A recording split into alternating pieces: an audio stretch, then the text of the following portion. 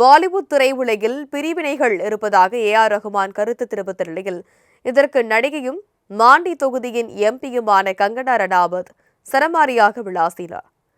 இந்நிலையில் ஆஸ்கர் நாயகன் ரஹ்மான் வெளியிட்ட மற்றொரு விளக்கத்தின் பின்னணி என்ன பார்க்கலாம் விரிவாக. விக்கி கௌஷல், ராஷ்மிகா மந்தனா ஆகியோர் நடிப்பில் லட்சுமணன் உடேகர் இயக்கி கடந்த ஆண்டு வெளியான திரைப்படம் சாவா.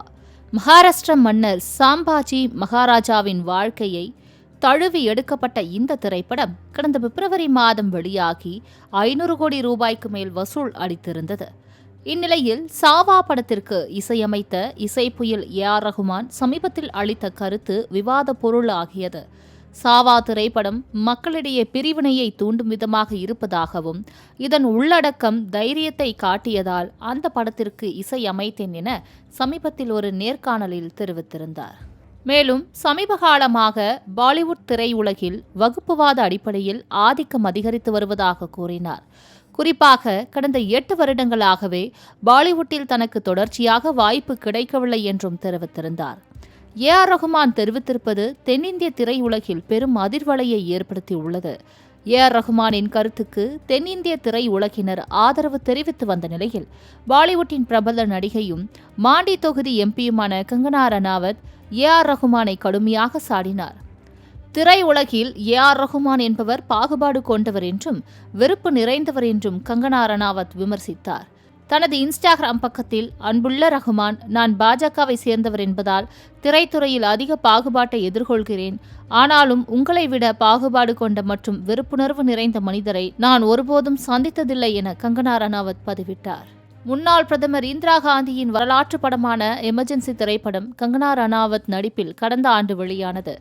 இந்த படத்திற்கு இசையமைக்குமாறு ரஹ்மானை கங்கனா நாடியதாகவும் ஆனால் இதற்கு ரஹ்மான் இசையமைக்க மறுத்துவிட்டதாகவும் கூறினார்.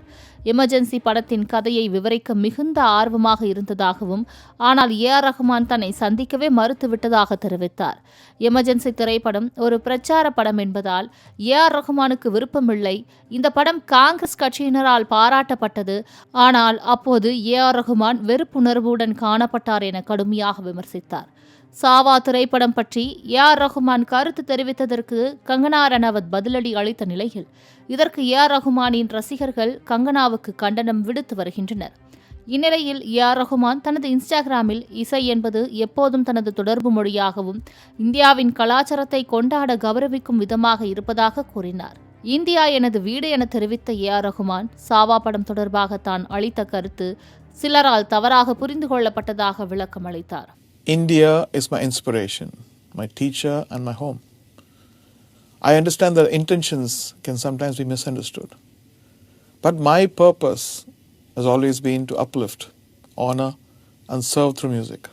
தன்னை பொறுத்தவரை எப்போதும் இந்தியனாக இருப்பதையே பெருமையாக கருதுகிறேன் என்றும் நான் ஹான்ஸ் ஜிம்மருடன் இணைந்து ராமாயண படத்திற்கும் இசையமைத்திருக்கிறேன் என்றும் நினைவு கூர்ந்தார். ஒவ்வொரு பயணம் தனது குறிக்கோளை வலுப்படுத்துவதாக கூறிய ரஹ்மான் ஜெய் ஹிந்த் ஜெய் ஹோ என பதில் அளித்துள்ளார். I remain grateful to this nation and committed to music that honors the past, celebrates the present and inspires the future. Jai Hind and Jai Ho.